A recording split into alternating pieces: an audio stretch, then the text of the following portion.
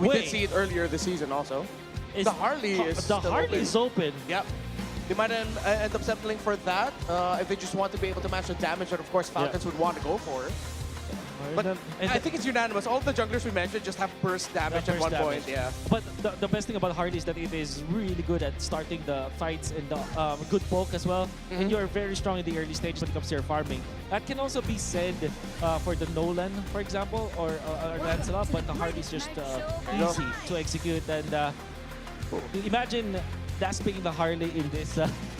In this stage in the MPL Season 17. I bet they're wondering, how did we get away with that? I bet they were running down a list of junglers as well and thinking, wait, the Harley's open, and they get it. But for Onic, I have to say, I think they ended up with a lineup that is a little bit more easier to pull off. If you missed it just now, you can go back just a little bit. We do have QR codes that you can scan for a chance to win 1,000 MLBB diamonds. 74% is the super fast prediction for this matchup. Personally, Wolf, I prefer the Onic lineup. It looks more simple to execute. I totally agree with you. This Jushin Gatot Kachang with the Harley, it has worked so many times before, and I'm sure that it can work up against the composition of Falcons. This is a best-of-7 lower bracket finals MPL Arena. I wanna hear you scream! Casters, let's go! Ramdam ng buong San Juan kung gaano kabigat ang laban na ito between Team Falcons at pati na rin ng Onic Philippines. Isa lamang ang makakaangat matapos ng seryeng ito. Pero ang good news naman ay Game 1 pa lamang ng ating best-of-7 series. There is a chance na maghaba ang gabing ito at sana totoo ang ating haka-haka na Game 7 ito. Well, isa lang naman kasi ang laban ngayong araw, di ba? Might as well. Pero base sa nasabi ng ating on-ground panel, nagmistulang maganda talaga yung mid-lane trio ng Onic Philippines. So let's see if they're gonna be able to use that to the fullest extent o makaka-counter ba yung Team Falcons entering this series. Medyo surprising na nga na hanggang sa kaduluduluan ng draft ay open pa rin yung Harley na gamit ni King Kong. It would really provide a lot of speed sa kanilang farming capabilities and also yung threat na pwedeng bigyan kahit sinong nasa harap. Pero ito naman si Brusco, kahit na mag-revitalize siya, actually nababaliktad pa yung sitwasyon and it's gonna be the rest of everything. Si Kyle pa ang unang tinamaan. Isasama pa sana si Haji pero nakapag-flicker away. It's Onic Philippines with first blood. Tapos rekta invade pa ang call dito ng Onic Philippines. First blood plus an invade inside the jungle of Team Falcons. Hindi pa nagsawa sa isang green camp. Sinubukan pa yung isa. tapos hindi pa level 4 si King Kong doon. It's just the poker tricks na ginamit nila and even yung damage output ng isang Joshin plus yung damage ng isang Gatot Kacha. Kasi hindi na naman biro yung damage ng Gatot Kacha kapag binababaran mo yung kanyang first kill and even yung kaltok mula doon sa passive. Yun din yung habol niya, yun din yung laban niya against the Search of Life na meron itong si Ogwen. Pokes coming in from Falcons. That idea is to be able to burst down itong Onic Philippines. Pero dahil sa mid lane trio na meron ng Team Falcons, they have a bunch of CC. Pero wala yung damage in the early portions of this game. At maganda naman doon ay na-burn yung Purify dito ni Super Fritz before this first turtle started. Pero Onic pa rin ang may hawak ng kalamangan. Onic has their ultimates already up. Si Kyle ay level 3 pa lamang. Half HP on this turtle. Kirk ng zone. Andun na talaga siya. Kontra sa tatlo. Si Kyle magpapalipad na naman ng araw. Pero si Flap, Brusco, and King Kong na magsa-zone out lang para doon sa pagong. And it is going to be Onic Philippines. Sa makakasecure na naman yan. Yung final slash ni execute pero si Flap ay makakancel ng konti. Siya ay mamamatay sa kamay ng Onic PH at isama mo pa si Ogwen. Si Kyle naman ang hinahabol. Vertical palayo. Si Super Fritz ay atake na rin at si Brusco ay tutulong pa. They're gonna be here at the purple buff all day. It's Onic Philippines with 1.3k at meron pa yata nangyayari. It's gonna be the others going at it again pero doon na matitigil with Haji copying the Crimson Beacon. Kinailangan talaga ng Team Falcons na protektahan ang kanilang purple buff dahil sobra na silang nalulugi ng early game pa lamang. Already 1.5k deficit compared dito sa Onic Philippines na para bang gumana lahat ng kanilang mga skirmishes. What a crucial space escape mula kay King Kong, dodging that final slash that could have led to a death para doon sa jungler ng Onic Philippines. And after that, everything else followed for Onic Philippines. May kakayahan silang mag-run down, may kakayahan silang mag-chase. And for Team Falcons, they have to expend a lot of resources. Kailangan gamitin ni Kyle yung double vertical niya para lang makatakas doon. And even itong si Haji, nahihirapan siya kasi once mawala yung double dash, maglalakad na lang yung Valentina niya. Purify is available para dito kay Savero, kaya naman hindi ata itutuloy ng Falcons ang balak nilang masama sa gold laner ng Onic Philippines. Reset na lang muna ang kanilang call at hindi naman gumagalaw ang lamang ng Onic Philippines pero napaka-proactive ni King Kong sa pag-i-invade sa loob ng jungle ng Falcons. Yun naman yung kaya dapat asahan sa isang Harley, yung bilis ng pag-ikot sa jungle camp and yung speed ng pag-clear ng jungle camp. Kasi even dalawang poker tricks lang is enough para bumawas o pumatay ng isang green camp. So, minamaximize lang ng Onic Philippines yung kalamangan nila. This is somewhat going to the mid game and pwede mag-translate papuntang late game kung hindi mapipigilan ng mga Falcon. At Hunter Strike nga tayong inaabangan dito kay Kyle. No? Hindi na magmamadali patungo doon sa Sky Piercer. As we wait for the second turtle of this game, 5 segundo bago ito lumabas. Onic Philippines pa rin ang may hawak ng somewhat big na gold lead. 4 minutes in. Pakiramdam nyo ba kailangan mag-contest dito ng Falcons? So, ibibigay na lang ba muna? Men, gusto talaga nilang sumugod eh. Si Ogwen, si Haji nakapwesto nung una. Pero biglang na-realize nila na kumukuha pa ng purple itong si Kyle at malinis tratrabauin ng Onic Philippines ang ikalawang pagong. Tila may pagkataka na naman nagagawin dahil si Ogwen na malatatagan ng Deadly Magic. He's still gonna be safe from that pero malinis ang kuha ng Onic. You know what, even if they want to, even if Falcons wants to contest for that objective, hindi nila kaya. They just can't. Dahil dun sa kalamangan na hawak ng Onic Philippines, pwede silang tumayip ng ganyan. Parang nakabalibutan na naman kay Ogwen. So itataktak niya na lang. Pressure na naman na nawala ng buhay sa pagkakataon na yun. Wow! Magmo-moonwalk palabas kami ng AOG. It's Onic with a pick-off. 4-0 in terms of kills. Malinis na naman ang pag-atake ng Onic Philippines. May nakuha sa loob ng gubat. Nakakuha pa ng isang kill.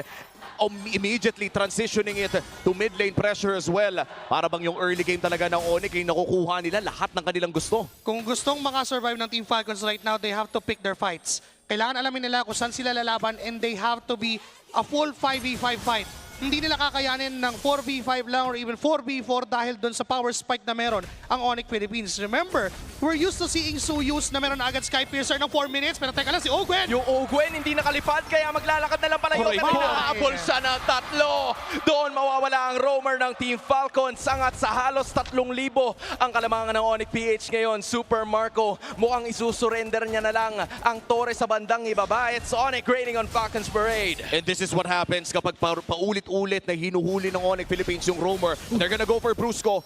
Masyado pang mahunat, masyado pang lamang. Kalmado muna, may makukuha sa baba doon si Savero. Onic Philippines, dahil walang roamer ang Team Falcons sa paulit-ulit nilang pinipitas, ay makikita natin kinokontrol nila ang mapa ngayon.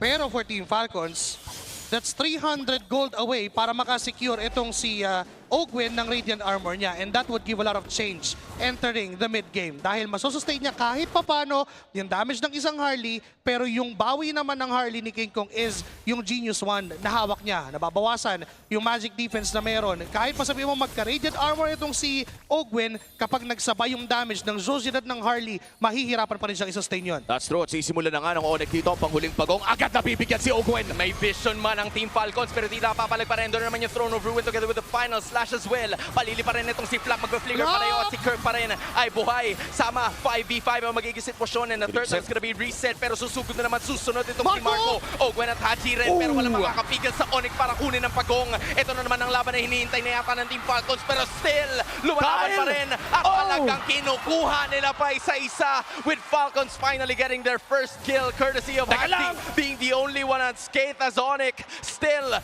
able to get all 3 turtles. Perfect objectives para dito sa Onic Philippines at bukod pa dyan ay nakakuha pa sila ng tuloy-tuloy na pag-kill. And totoo doon yung ginawa ni Super Princeman. Instant purify, parang hindi na final slash. And even on that clash, na dahil napanalo nga nila yung turtle plus that clash and even the turret down mid lane, lumobo yung alamangan ng Onic Philippines to 4.8k na galing kanina sa patukay-tukay lang. That's one item. Kung tutuusin, kung susuma mo doon sa ginawa ng Onic Philippines, para kang nakalamang ng isang buong item. That's a lightning transon na meron na agad itong si King Kong. Maximum ang kanyang cooldown reduction. Makaka-expect tayo ng a lot of faster rotations and even faster bursts dahil hindi pa rin siya kayang iwasan ngayon ng Team Falcons. Ang tanging magagawa ng Falcons, wag munang lumaban. And that's a whole 2,000 gold lead compared sa jungle ng Team Falcons na paulit-ulit din naman kasing ini-invade ng Onic.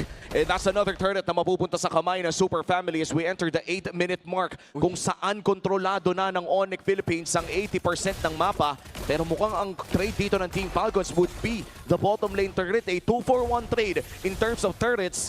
And medyo luki ata ang Falcons doon. Tol, parang nanigurado na si Ogwin eh. Sabi niya, sige nga, pwestuhan ko na to para kahit papano ay makakuha tayo ng isang objective na maidadagdag natin sa ating listahan. Si Ogwin ay makakauwi. Pero parang nakapapalibutan na naman ang Onic Philippines itong Team Falcons at si Super Marco ay magsasaman force para makalayo. Pero ito na naman si Sabero para makapag-dish out ng damage at hindi na makakawala pa itong si Bulletproof. Nakakuha sila ng isang tore pero kapalit noon ay ang buhay ni Marco. At dahil walang gold laner, ang side ng Team Falcons ay lalagyan na agad ng Onic Philippines sa barikada ang Lord na ito. This is the first Lord of the game at hindi ata makakapag-contest ang Team Falcons. Took them too long to secure the turret down bottom lane.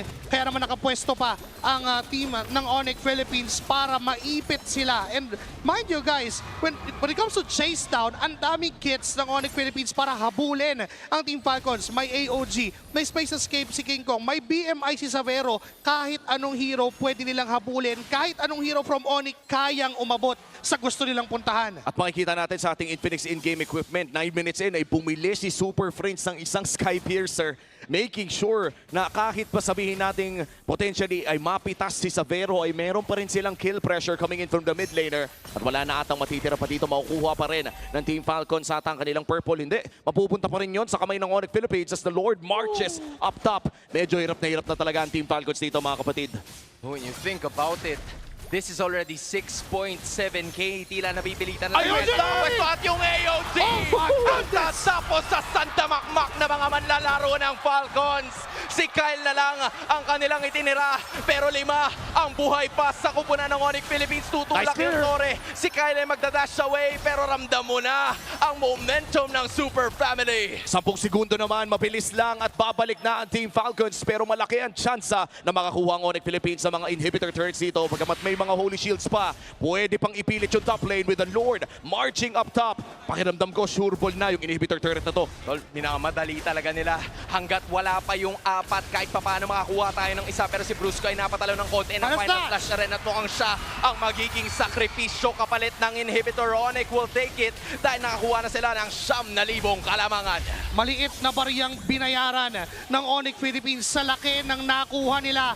Throne of Ruins sa harap, AOG sa likod. Wala nang no choice yung Team Falcons kung saan sila pupunta. Wala nang kaliwa, kanan, harap, likod. Lahat ay covered ng Onic Philippines and now they're up by 9k. That's 3 items in total and they have full control of the map.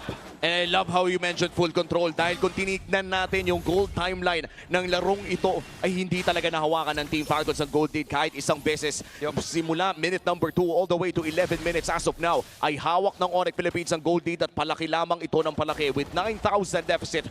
Kontra dito sa Team Falcons ay makikita natin na magse-set up na ang Onic Philippines sa pag-invade. In 40 seconds from now, lalabas na naman yung Lord. Kaya bang lumaban ng Team Falcons sa upcoming Lord? To be honest, hindi.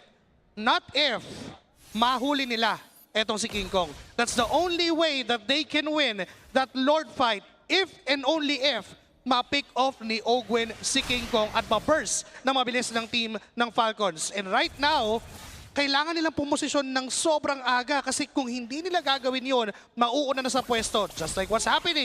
Nandyan na agad etong si Brusco and Super Prince. At sila pa yata yung mapipick offan si Ogwen. Medyo pinapatagal pa yung laban. He's still gonna be able to stay alive. Princess! But then Princess, no! Crimson Beacon. Wow! Naman yung Throne of Ruin mula kay Kirk. It's going haywire para dito sa kupunan ng Onic Philippines. Yung Salman Force na naman para makapag-dish out and damage. Si Super Marco. Pero si Savero ang mukhang tatapos ng lahat. Onic just doesn't want to show that they have what it takes. Gusto nilang dominahin ang Team Falcons. And in 12 minutes, tinapos ang game number 1. Mainit na simula para sa Onic Philippines. Dominant, aggressive, invasive. Lahat na pwedeng isan-isan pa. Napakasakit ng ginawa ng Onic.